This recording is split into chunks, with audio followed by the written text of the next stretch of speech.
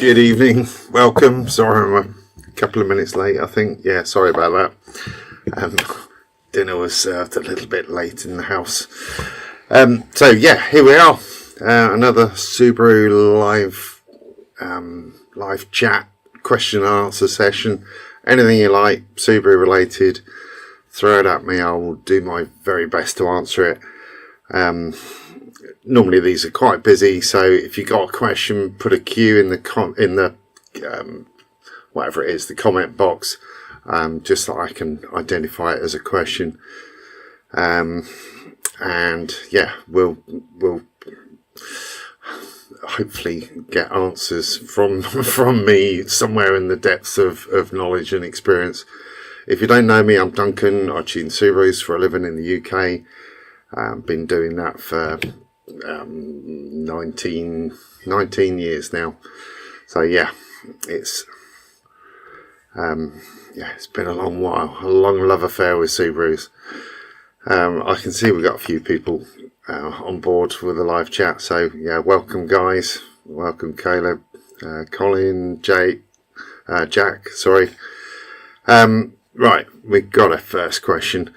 Before I go into questions, as I say, if you're new here, just pop a comment as to where you're from. It's always useful to see where people are from. Hi, Duncan from Malaga. Isaac, hi. Lurking and listening. All right. Yeah, so, anything goes. Any questions, Subaru related, tuning, modifications, faults, check engine codes, what things are good for, what things aren't good, what things work, what things don't. Just trying, any updates on Tiny Dash, those sort of things.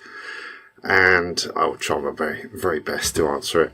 I normally get to all the questions, but it depends how busy it is.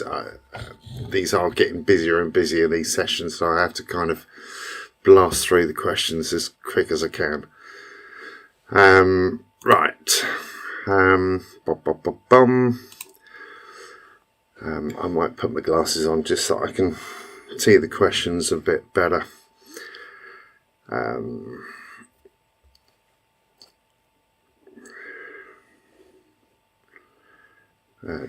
Right. Okay. Right. First question from Caleb down in New Zealand. Must be crazy o'clock over there. Have I ever used an aftermarket actuator to hold a flatter boost curve on an OEM turbo? Yeah, quite a few times. Particularly some of the twin scroll turbos, they work well with a slightly stiffer turbo because they spool up really quickly, but they also lose a bit of boost at the top. So a stronger actuator can help them hold more boost. It doesn't always make more power though, so more boost right at the top there can be outside of the efficiency zone of the turbo and can just be creating boost but no extra power. It's worth doing if the actuator is particularly weak though. The VF like the 41 on our Forester STI is quite a weak actuator, so an aftermarket actuator on one of those actually works really well. Can help it flow a bit more out at the top end.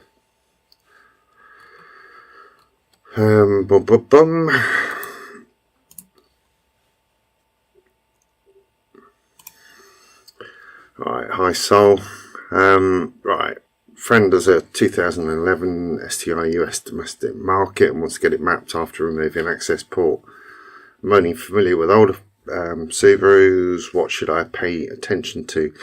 The thing you'll find most different between that ROM and your ROMs on the Bug and the Blob is the boost control side of things. I did go into that in quite a lot of detail in one of the Academy videos, probably from about this time last year on boost control. The boost control on those is set by requested torque, and it's the requested torque that equates to the throttle position and the accelerator position So you've got the I mode and the sport sharp, and that changes the throttle maps, which in turn changes the requested torque, which in turn changes the required boost level, and then obviously wastegate duty, minimum and maximum, or initial and max. So that's probably the biggest difference that you'll see. There are also a lot more ignition maps, a lot more fuel maps, but generally speaking, the boost control is the biggest difference that you'll see.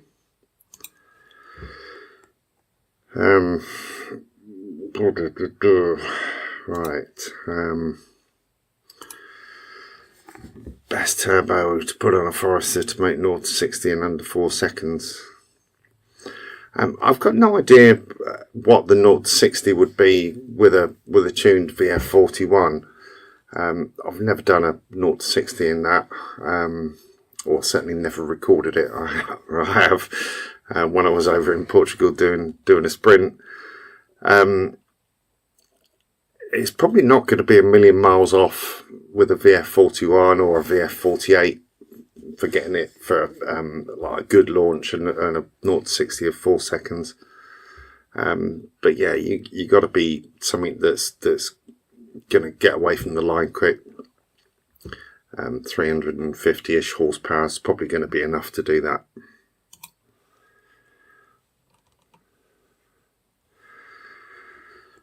Oh, right, good question. Right, hi, Kit. Yeah, sorry, I saw your email from earlier on today. I haven't replied to it yet, but that's fine. You're asking a question here. After a rebuild, the exhaust VVTs aren't reading at all and stuck at 0. It could be the actuators aren't plugged in. I know it's a stupid thing to suggest, but it's quite easy to forget to plug those in when you're putting the engine in, particularly because they're at the bottom and it's a kind of a new thing. It could be that the actuators or the solenoids are blocked. You could try powering up with a 12 volt and just clicking to see whether they're moving. Or it could be like an oil pressure thing. If the oil pressure isn't strong enough, then it won't drive the actuator or the solenoid, and therefore the VVT side of things. So probably start with the easiest things to look at, i.e. is it plugged in, and then move on from there. Okay, 9 AM there. That's not too bad.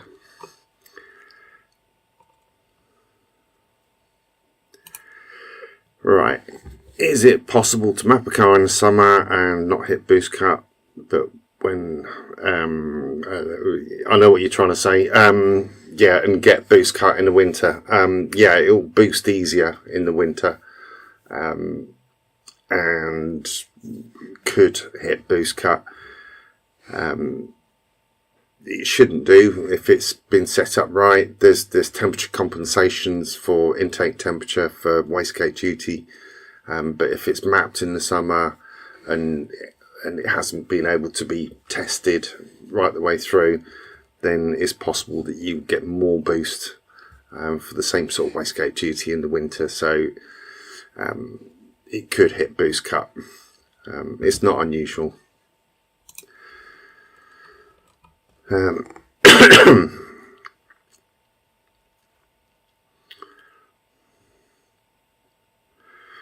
I'm going to come back to that one.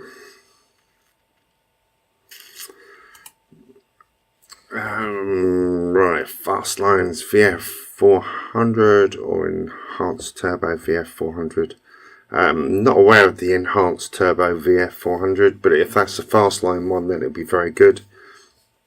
If it's someone else copying the Fastline one, then I'd be inclined to stick with the original, because I've never had a VF400 not do exactly what it was supposed to do.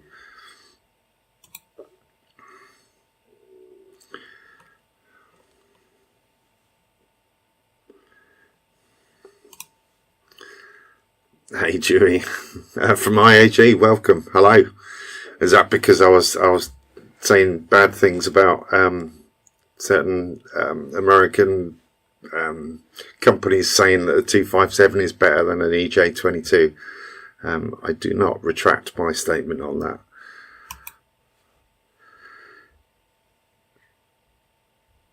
Okay, Grant.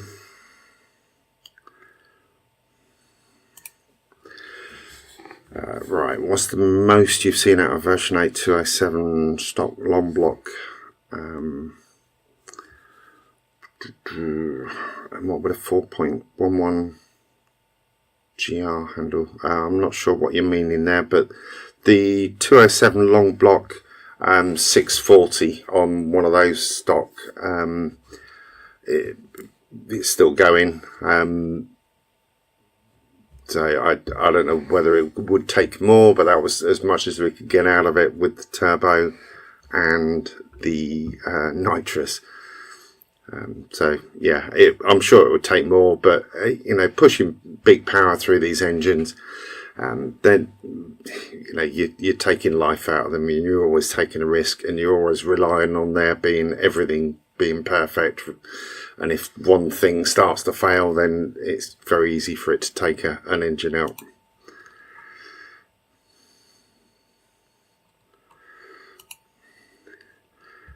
Yeah, they can. Yeah, all the covers pushing up against the pulleys and stopping them moving.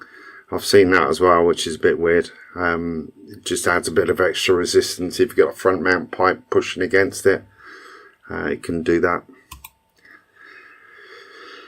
So how's life at IAG? Is it busy? I guess it is. You've got a lot of good stuff up there. Right. Let me get rid of that ticker. That's annoying me. Right. Family member has a VA STI that we believe has been mapped by you. Is there any way to check if the car is rolling anti-lag or launch control? It won't have rolling anti-lag on a VA STI and standard ECU. That would probably done on Ecutech. It would 95% of the time I would put launch control in there as part of the Ecutech package. That would basically, if you're standing still, pop it into first gear, and generally I set the threshold to be anything above 50% throttle. So if you plant the throttle and it revs right the way round, obviously lift off, but it should hold it about 4,000. Then you can adjust it up and down using the cruise up and down to the button on the steering wheel. That's probably the only way to do it. So, but it, you know, don't plant it and let it rev right the way around to 7,000. It'll be set about 4,000 by default.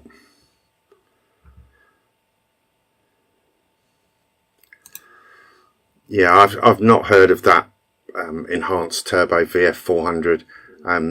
VF400 is Fastline's turbo. They designed it. They've tested it. I've mapped loads of them, and they all work. You know, normally on a good setup car, they do 4 to 420. Whoever the other lot are, they've just copied the name VF400 and hoping to get some sales on the back of that.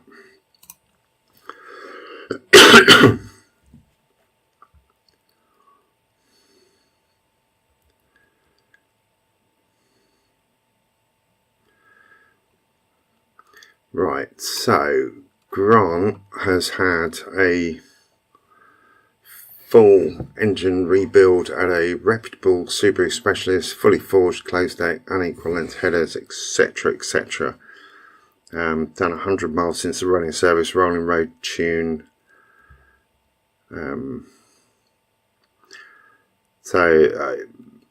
Okay, so it's done 1,000 miles, I guess, for the running service. You probably had a couple of oil changes during that time, I would have hoped.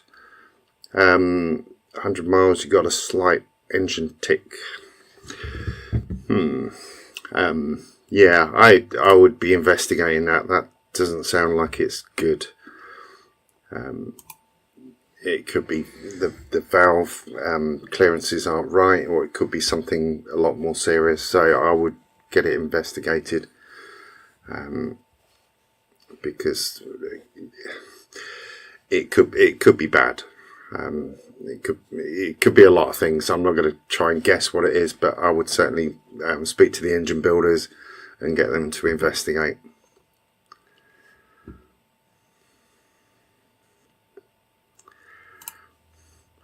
Right, hi Sam, go to Nürburgring this year. Awesome, fabulous place. If anyone's not been there, go there. It's incredible. Tuned by me on 99 octane fuel. This is safe to use 102. Yeah, use it. The blue Aral stations in Germany, and there's one down in Adenau village, just down the road from the circuit entrance. That's 102. You would be absolutely fine using that, and I would certainly recommend it over the horrible engine killing fuel that's available just outside the gate. The Aral stuff is amazing. Wish we had fuel that good here.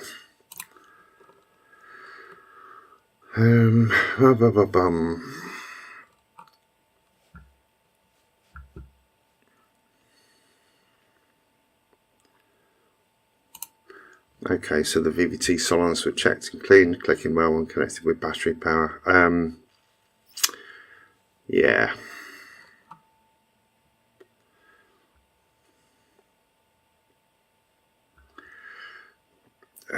Yeah, if you could maybe swap a solenoid out and just see whether that brings it to life, it might be useful.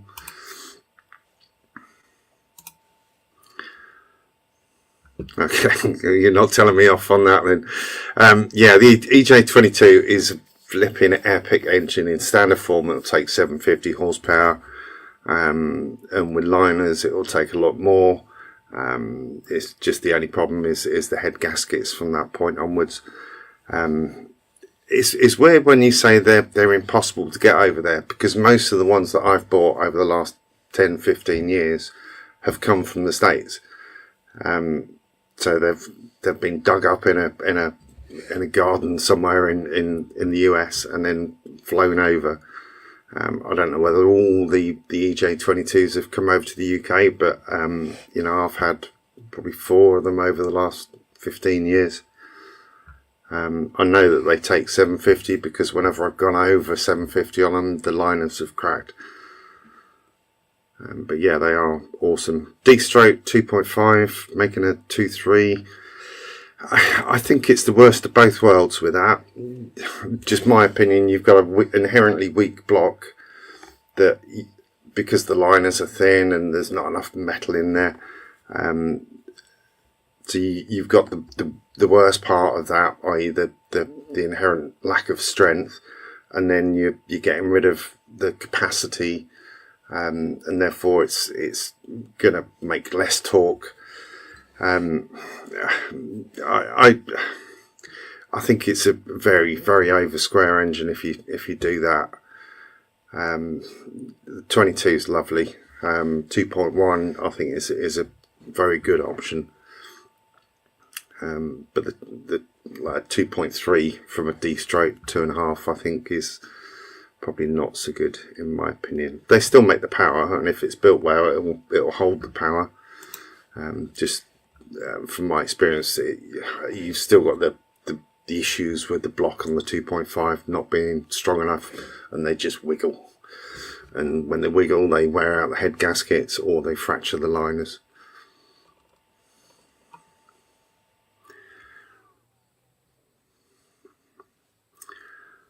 Right. Evening.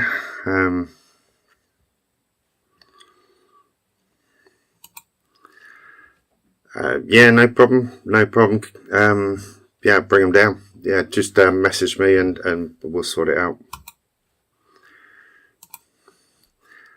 Yeah, we've got a link G4X going into Kyle's Hawkeye. I think that's 25th, I think, off the top of my head. Should be fun. I will be videoing that for the Academy members, just as far as an install video for how to install on a Hawkeye.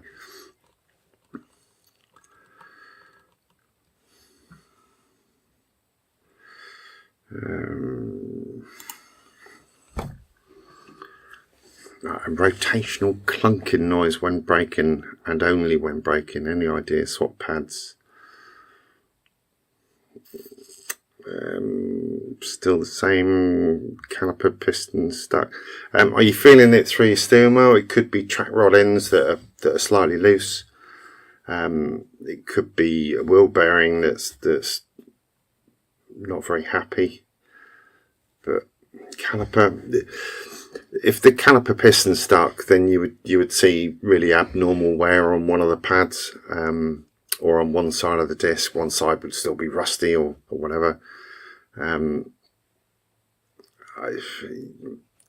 It's difficult. I've had a car in the workshop the last week or so, trying to sort of get rid of all the clunks and rattles on that. In the end, we had to take the hub off and just check the wheel bearing. And the car had the drive shafts ends sort of powder coated, but where the drive shaft went into the hub, there was still powder coating in there, and that was gradually melting away and creating some play with the actual nut on the end of the drive shaft, which was making some really weird noises. Couldn't figure it out. Just a case of taking everything to bits until we found something that didn't look right. And yeah, when we put it all together, the noises were gone.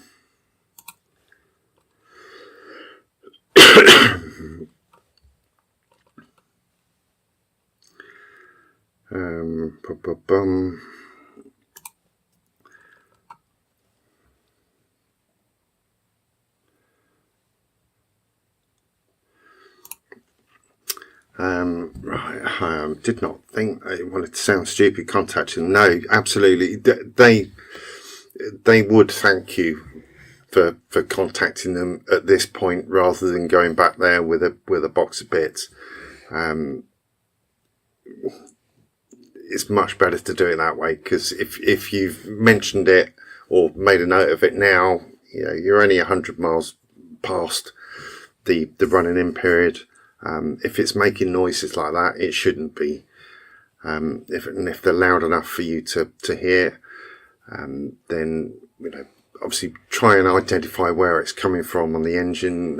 Make a set of the deck cans that I use, and you can bolt that to various parts of the engine just to see if you can hear where it's coming from. But if it's sort of head related or top end related, then it needs to be investigated and rectified. It could be a stupid thing like a boost solenoid that's just hard mounted to the wing that's ticking, which they do. You know, rubber mount them and the ticking goes away.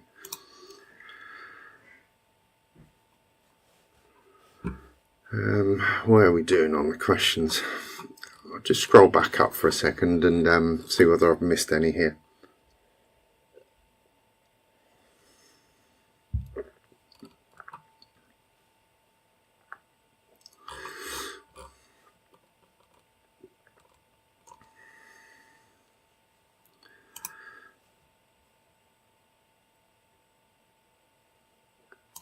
Right, okay.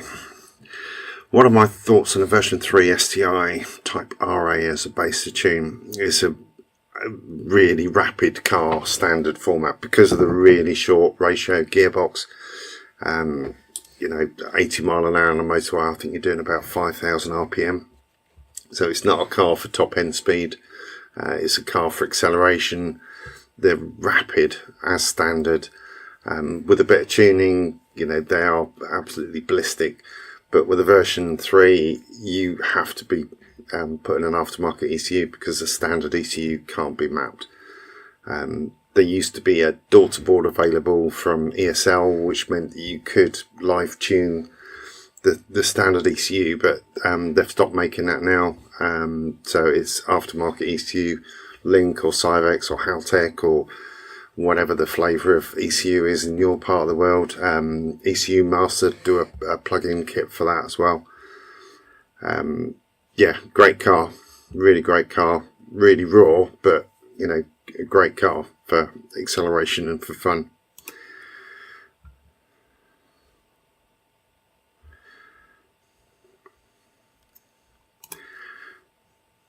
Yeah, I don't disagree on the 2.5 block being shit. I'm not a fan of the closed deck. That still doesn't support the liners halfway down the bore, and they split halfway down the bore, not at the top. The strength in the block, you can get the strength in the liners by replacing the liners with top hat liners, or other liners are available that add more strength, because the standard liners, as you know, are like 5mm thick at the thinnest point. Yeah, good head gaskets help, 14mm head studs help, or 14-12 head studs. But I think if you want to push big power, the 22 is the block to use, or a 2 litre with stroker kit in there, and make it 2.1, and it's a much stronger option. Or a billet block. And the billet blocks are good, really good, but flipping expensive. Right.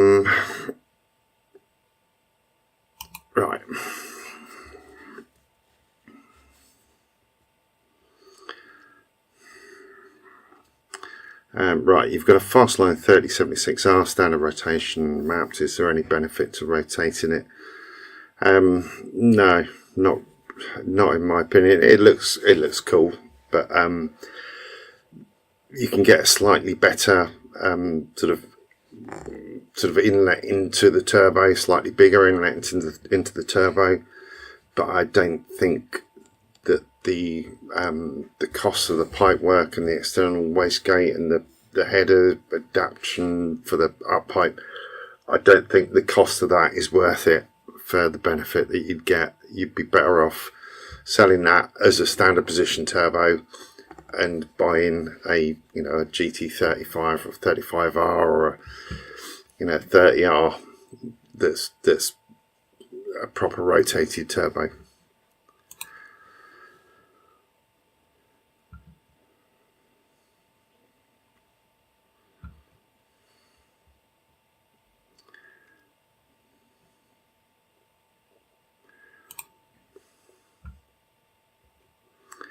The idea of the 2.3 was to make it basically a big bore EJ2S7.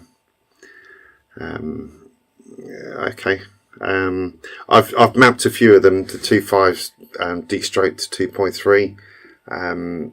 They make the power, but I still stand by the fact it's a weaker core engine. With liners and the closed deck, yeah, you're making up strength, but the cost of that versus the cost of getting an EJ22 block, I think I'd still go with the 22.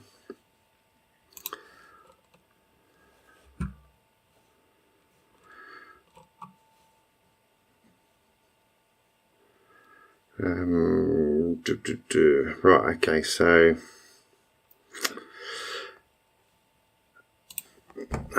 no noise through the steering wheel, no play in the bearings. Oof. It could just be the pads are moving around in there. If they're aftermarket pads, then I had issues like that with what were they, Performance Friction Z-rated pads, where they're just slightly smaller and they're moving in the calipers.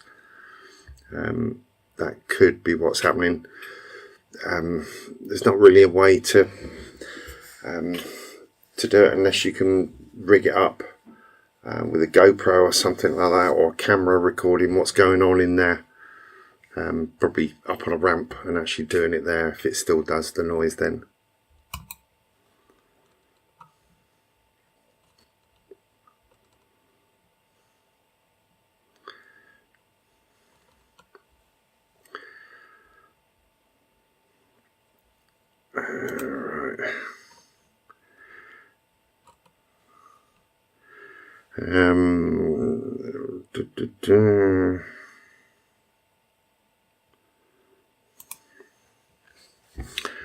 Yeah, all's good. Cause of whitish smoke at idle, standstill in traffic, not losing coolant, seems to be oil, but cannot tell. Yeah, oil smoke isn't always blue. It appears white, but with a sort of grey tinge to it. Yeah, if it's oil, then trace it back through the exhaust. So drop the downpipe off the exhaust, see whether there's oil on the back side of the turbo. If there's oil there, then it could be the turbo that's doing it. If there's no oil there, then obviously you're going to have to go a bit further into the system. So drop the headers off and see whether you've got oil coming out the exhaust valves on the heads. In which case it could be stem seals, or something more serious than that.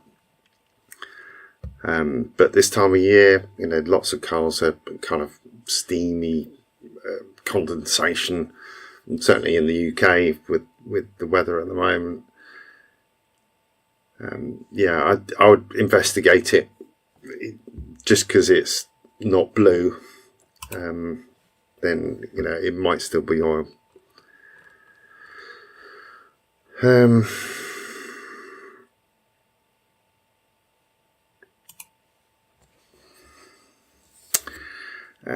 you have a rolling anti-lag on yours? Mileage blocker. I'd need to double check on that car. I don't think we can do that on yours. The mileage blocker, I am not sure what that would do.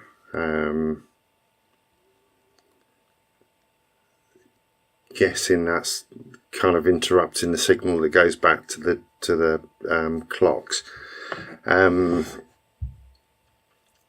It shouldn't interfere because the ECU is just taking the raw data out, the speed sensor on the gearbox, so that shouldn't interfere with anything.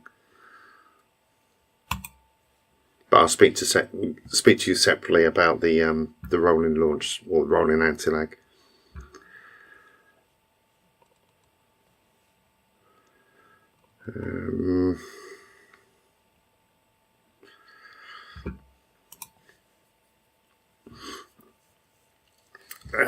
How important do you rate changing the PCV valve? I've been told faulty one can cause engine problems. Yes, it can. It can cause running issues anyway.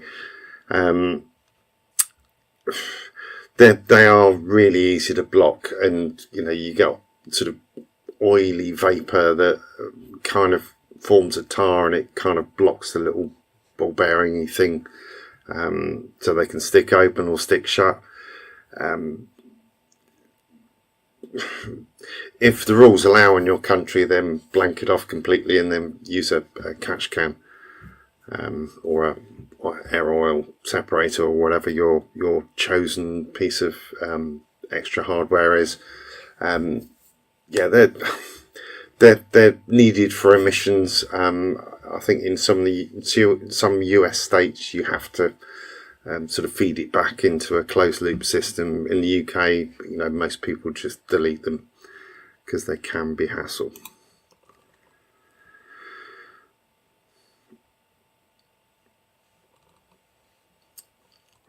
Bum, bum, bum.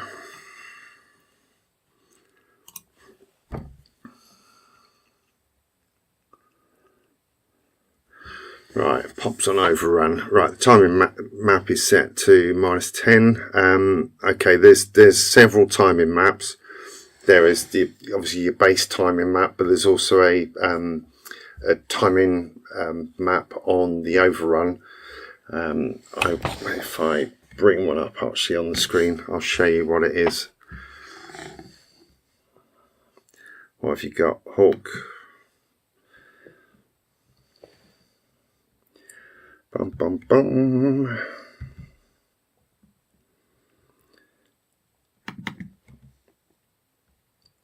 I think they're actually in this file. Right, okay, let's go over to the map top. Right, so you've got the ignition timing, you've got the base timing, So you're saying that you've put like a -10 in there.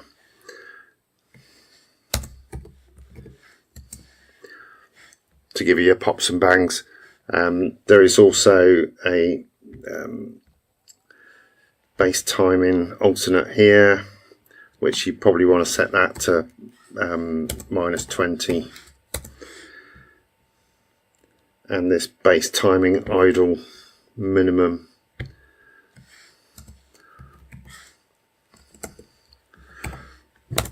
Set that to -10, and then you'll get some pops.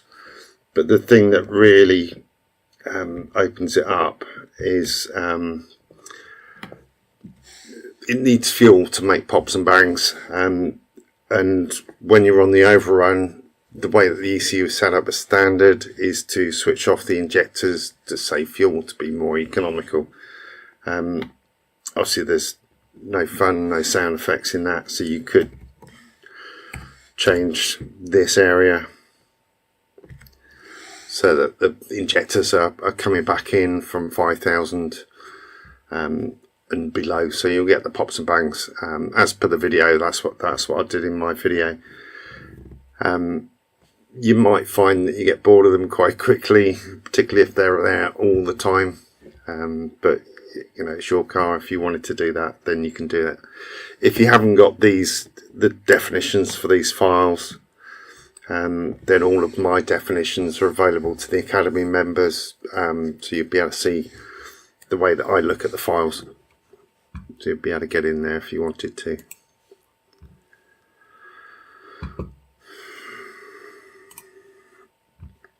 Right. In my opinion, best turbo for quicker spool, smaller. TD04 is awesome for quicker spool, but you know, that might not be what you're after. Not bothered about big numbers. Top end, just want to chuck you back, throw the passengers around. The VF35 on a bug or a blob STI works brilliantly. If it's mapped right, then you know, you should have a significant amount of torque. You'll get more torque with a smaller turbo because it will spool up earlier, and if you're really after the torque to throw people back in the seat, then you know, you might want to sacrifice top end. But everyone's idea of what's the best turbo is different. It's a personal thing. Go out in a few other people's cars and just see which ones you like.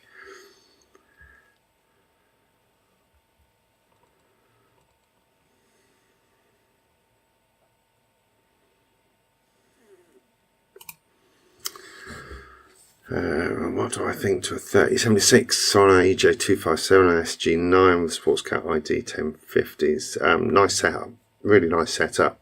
Big top mount or a front mount, that'll do, you know, mid to high 400s.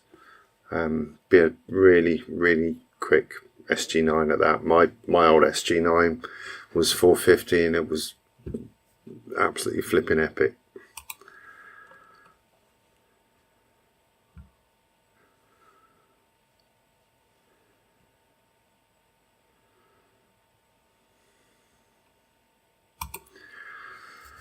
Right, flat full fun. How are we doing time-wise? Right, okay, 20 minutes left.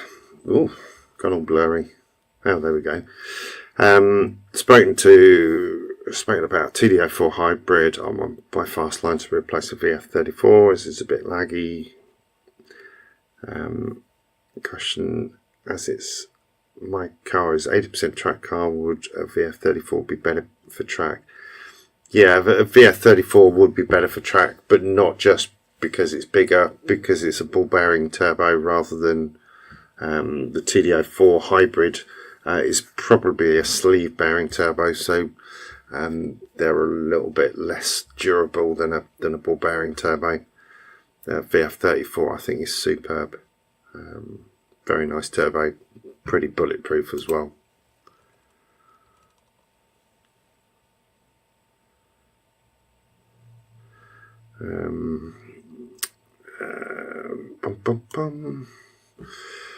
Right.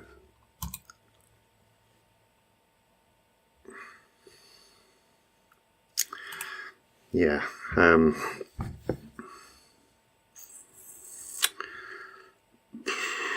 I've not mapped an FB25D, so I can't honestly answer that question.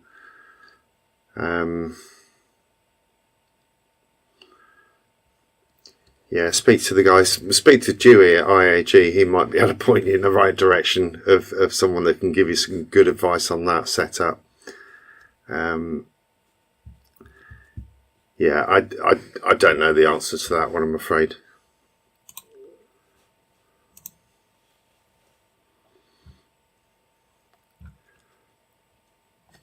Right.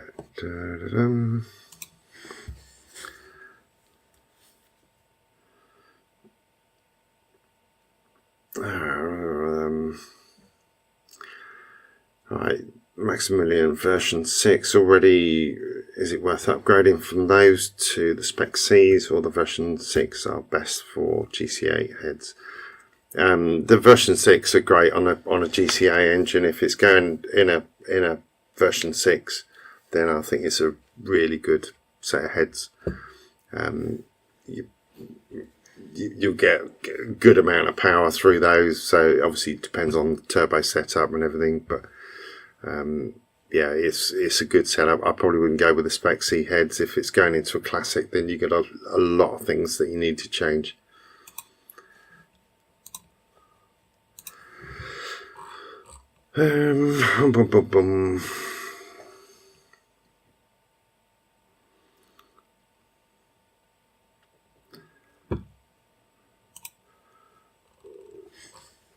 Moving around a bit here on the questions. Right, talk amongst yourselves for a second.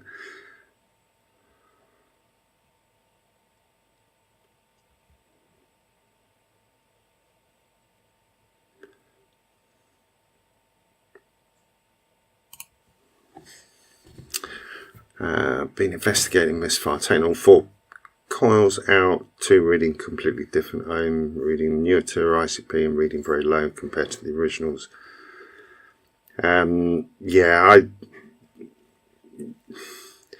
the ICP ones are pretty good.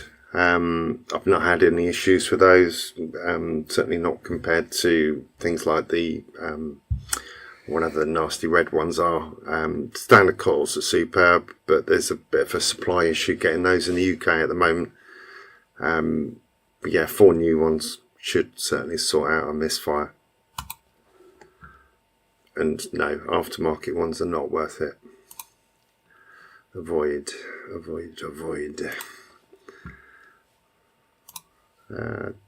Favourite impressor? Yeah, lots. Probably an RAR Hawkeye is probably my favourite, although I did see a really nice 2017 VA STI JDM MBR edition in yellow, in fuck off yellow, that was absolutely beautiful, but way too much money.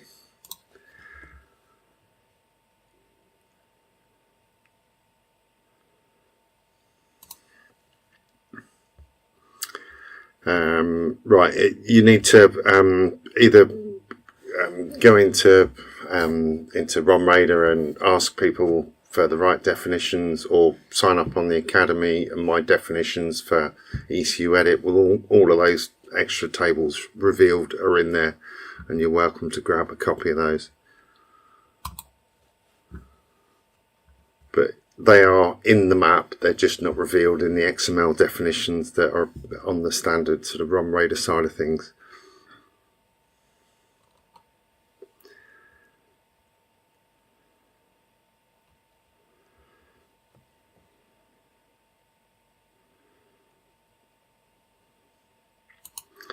Yeah, I'm sorry. We don't get an awful lot of those here. And certainly I don't get to see a lot of them to tune them, I'm afraid. It's like people ask me a lot about NA cars. There are normally aspirated Subarus in the UK, but most of them are in farmers' yards and ferrying sheep food around. They don't get tuned. If people want to tune them, they generally buy the turbo version. Ooh, it's probably controversial, but the Lanagard stuff I rate pretty highly. It kind of seals it, but it doesn't seal it. It protects it, but you obviously need to keep refreshing it. But the worst that you can do is put that black horrible under seal over the top of, stuff that could be rusting still, and it just seals it in, and it's just a nightmare waiting to happen. But the Lanagard works well.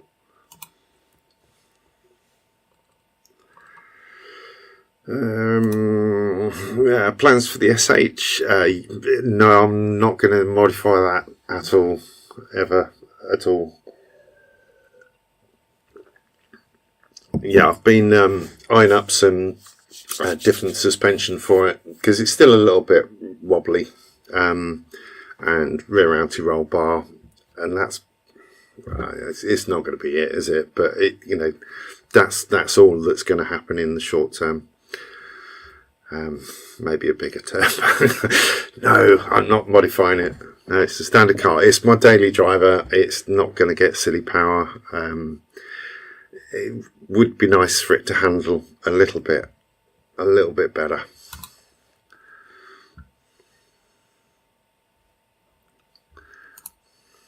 I've got no idea how many people are watching it. The likes are always, if people want to like the video, great. If they don't want to like it, fine. I've never done the, don't forget to like and subscribe rubbish that some people do.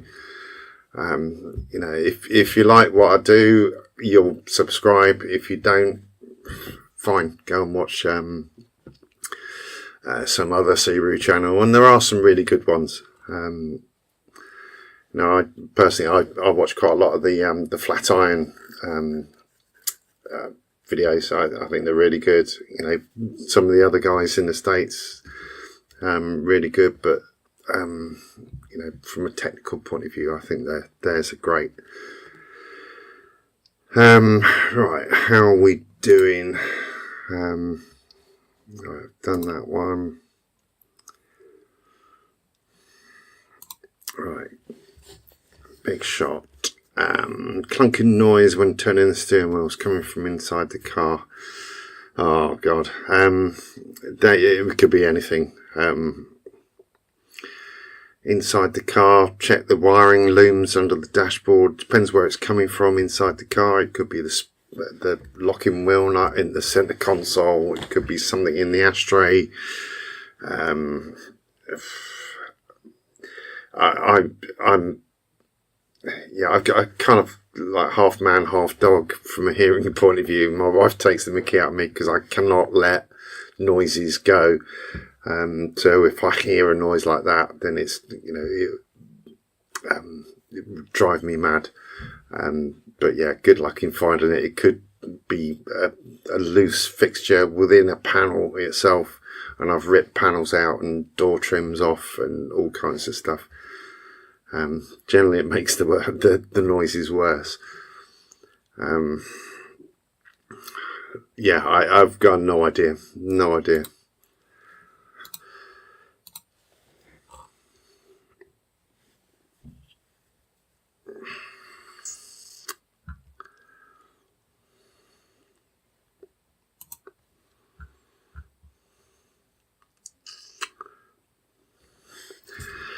Right, okay, is launch control damaging to the engine if it isn't?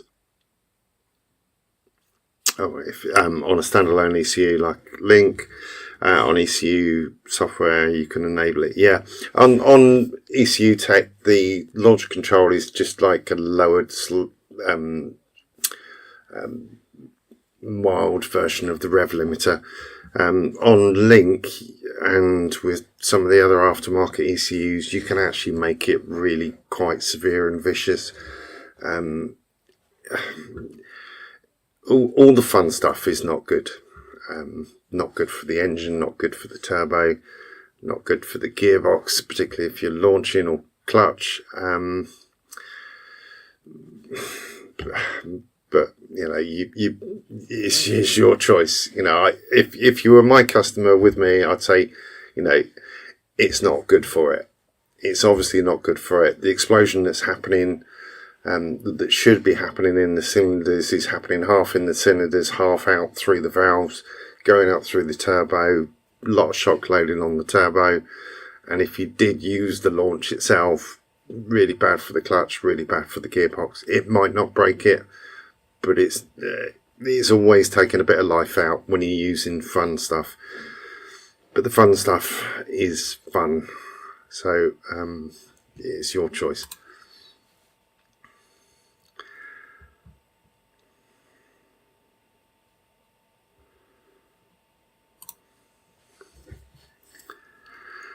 Flex fuel sensor versus a decat downpipe running for gains, link ECU. Yeah, but the decat downpipe, you got extra hassles for getting through MOT tests.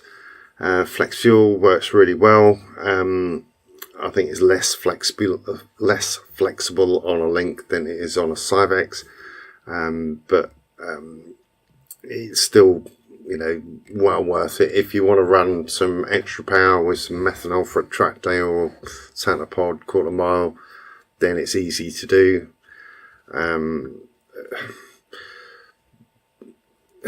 Yeah, I personally, I would probably go flex fuel out of those two if it was my car.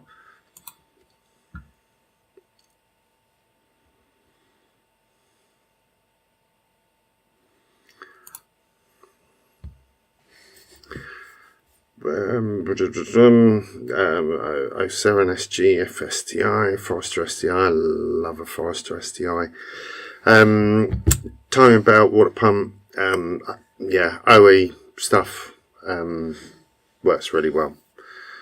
I have used the Cosworth cam belts, but I've not had any problems with the standard cam belt as long as you're changing it within the intervals that they say. I've never had one break or snap. But you know, for high power stuff, yeah, for the time attack car, I had a Kevlar belt on there, but the Gates belt or the standard OEM belt works really well, so I'd just do that.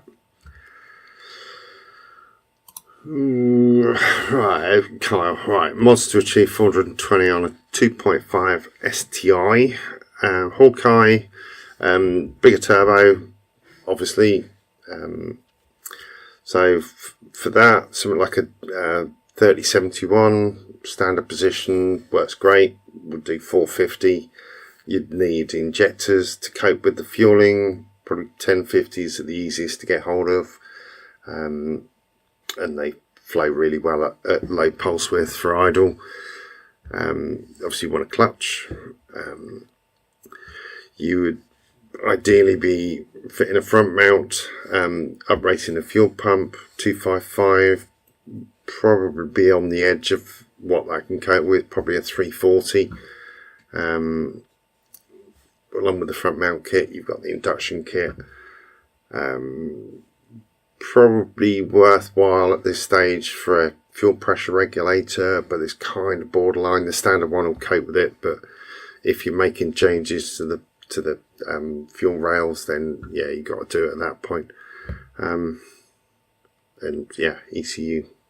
Although, you know, I got to 600 horsepower on the standard ECU on mine, so the aftermarket ECU just makes it easier to get there. The standard ECU starts fighting against you.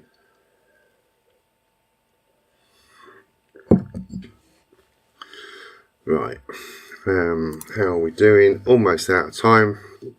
Right, who have I missed? Yeah, I'm sorry, Richard, I don't really know what's going on there. Are you in the UK? If you're in the UK, are you able to get the car to where I am, and we can go out and I can see if I can hear where it's coming from? Yeah, it's a bit weird. It's not the top mount's moving or something along those lines.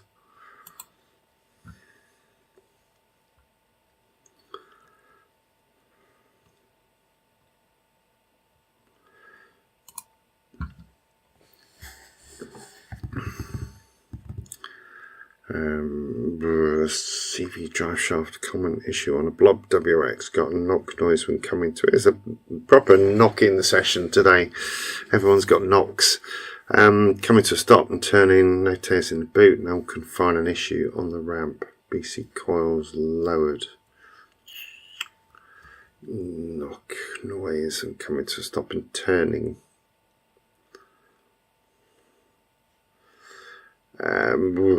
Gosh.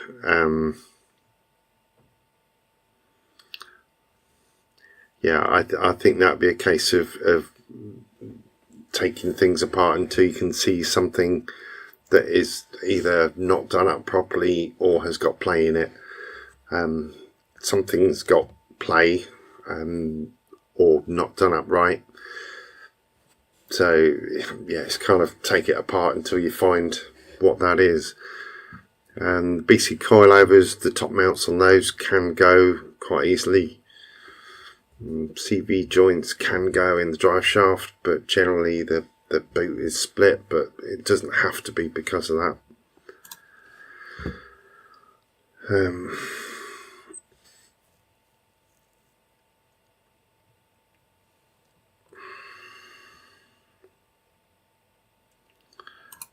Alright.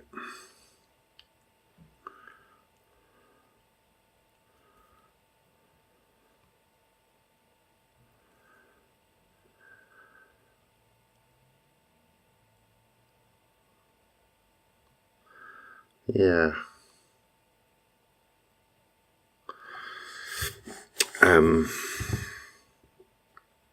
Yeah, a bit of a weird one. I'd want to hear the noise, or bolt a set of deck cans onto various things that are close to it to see if I can identify where the noise is coming from.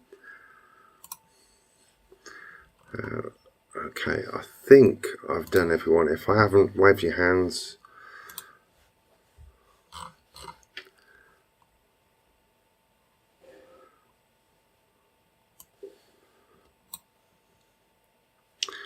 Alright, I think I have, in which case I will call the session to an end and go and have a drink.